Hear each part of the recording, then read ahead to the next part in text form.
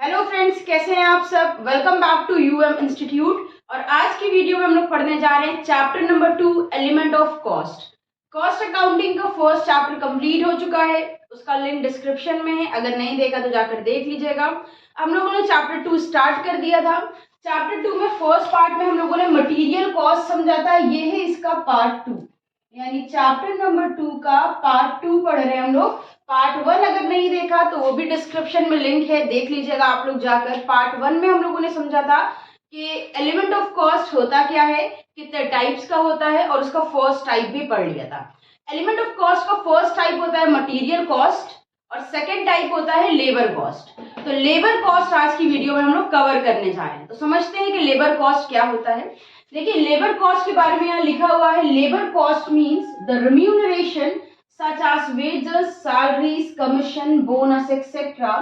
paid to the various categories of employees of an undertaking। तो यहाँ पर क्या बोला जा रहा है कि किसी भी अंडरटेकिंग में अलग अलग कैटेगरी के एम्प्लॉयज होते हैं, तो उन एम्प्लॉयज को जो पैसे दिए जा रहे हैं उनके काम के बदले, यानी जो रिम्यूनरेशन दिया जा रहा है, उसी को हम कहते हैं लेबर कॉस्ट। ठीक है। अब रिम्यूनरेशन किस फॉर्म में दिया जाता है। अब देखिए, फैक्ट्री में जो लोग काम करते हैं उनको मोस्टली वेजेस दी जाती है, और ऑफिस में जो एम्प्लॉयज हमारे काम कर रहे हैं उनको हम सैलरीज पे करते हैं। इसी तरह से जो हमारे यहाँ सेल्स यूनिट में काम कर रहे हैं उनको हम सेल्स के बेसिस पे कमीशन देते हैं कि आप मेरा जितना प्रोडक्ट बेचोगे, जितना ज्यादा बेचोगे उतना ज्यादा आपको कमीशन मिलेगा। किसी स्पेशल ओकेजन पे, दिवाली है या कोई और स्पेशल ओकेजन है, तो अक्सर ऐसा होता है कि हम लोग बोनस देते हैं। तो जितना हम अपने एम्प्लॉयज को बोनस दे रहे हैं वो भी हमारा रिम्यूनरेशन है।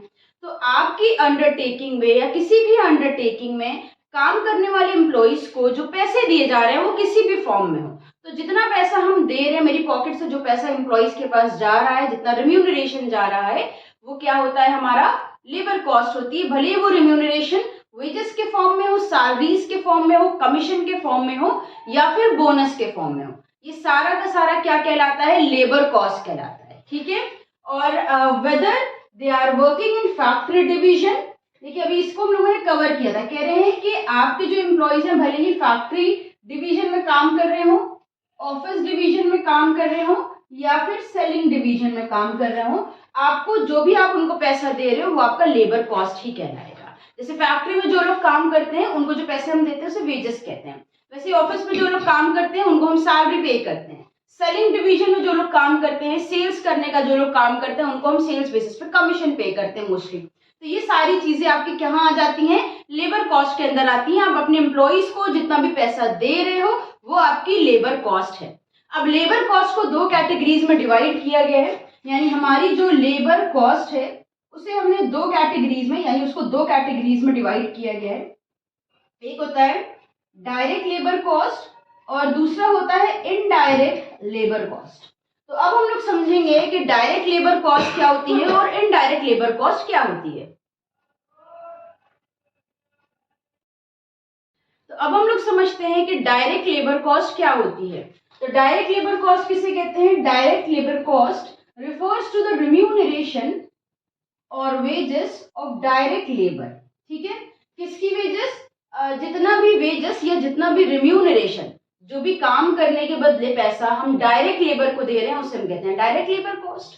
डायरेक्ट लेबर किसे कहते हैं, वो लेबर जो डायरेक्ट मैन्युफैक्चरिंग की प्रोसेस में लगा हुआ है। यानी यहाँ पे डायरेक्ट लेबर की डेफिनेशन है, इसे पढ़ते हैं, labour which is directly engaged in the productive operations. कहाँ पे इंगेज्ड है, in the productive operations, that is in the manufacture और conversion of raw material into finish goods. वो लेबर जो डायरेक्टली प्रोडक्शन के टाइम पे काम कर रहा है, यानी वो जगह जहां पर या तो रॉ मटेरियल मैन्युफैक्चर किया जा रहा है, या तो कोई प्रोडक्ट हमारा मैन्युफैक्चर किया जा रहा है, या फिर रॉ मटेरियल को फिनिश प्रोडक्ट में कन्वर्ट किया जा रहा है। तो अगर ऐसी जगह पर कोई वर्कर काम कर रहा है तो उस वर्कर को हम, उस लेबर को डायरेक्ट लेबर बोलते हैं। और डायरेक्ट लेबर को हम उसके काम के बदले जितना पैसा दे रहे हैं, जो भी वेजेस दे रहे हैं, जो भी रिम्यूनरेशन दे रहे हैं, उसे हम कहते हैं डायरेक्ट लेबर कॉस्ट। तो अब नेक्स्ट हम समझते हैं कि इनडायरेक्ट लेबर कॉस्ट क्या होती है। तो देखिए, इनडायरेक्ट लेबर कॉस्ट किसे कहते हैं, जो हमारा इनडायरेक्ट लेबर होता है उसे जितना हम पैसा पे कर रहे हैं, जितना रिम्यूनरेशन दे रहे हैं, उसे हम कहते हैं इनडायरेक्ट लेबर कॉस्ट। जैसे यहाँ लिखा हुआ है indirect labour cost refers to the cost of indirect labour. जो इनडायरेक्ट लेबर की कॉस्ट आती है उसे हम इनडायरेक्ट लेबर कॉस्ट कहते हैं। अब इनडायरेक्ट लेबर किसे कहते हैं, तो यहाँ पे समझते हैं labour which is not directly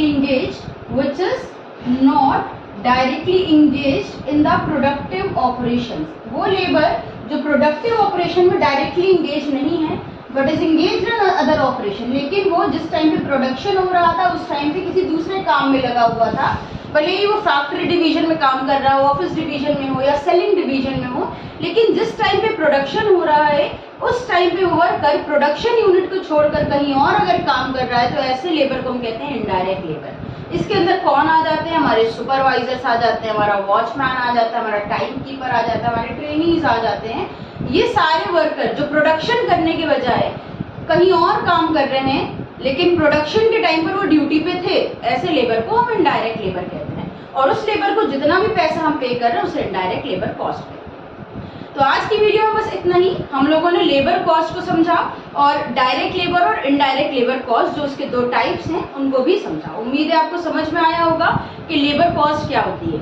अगर आपको एलिमेंट ऑफ कॉस्ट या मटेरियल कॉस्ट को डिटेल में जानना है तो आप हमारा इसका फर्स्ट पार्ट देखिएगा। सबके सारी वीडियोस के लिंक हमने डिस्क्रिप्शन में दिए हुए हैं, चैप्टर 1 के भी और चैप्टर 2 के फर्स्ट पार्ट के भी, तो ज़रूर देखिएगा। अगर आपको वीडियो पसंद आई हो तो इसे लाइक करिएगा, अपने फ्रेंड्स के साथ शेयर करिएगा। पसंद नहीं आई है तो कमेंट में बताइएगा कि हम अपनी वीडियो में क्या इंप्रूवमेंट कर सकते हैं, या अगर आपको किसी टॉपिक में डाउट है तो आप उसे भी कमेंट में बता सकते हैं। अगर आपको आपके टेस्ट होने वाले हैं और आपको प्रिपरेशन करनी है उसकी, तो पहले से कॉस्ट अकाउंटिंग पे जो हमारी वीडियोस है आप उन्हें देख सकते हैं। फिर मिलते हैं एक नई वीडियो के साथ। हमारे साथ जुड़े रहने के लिए और वीडियोस को देखते रहने के लिए थैंक यू।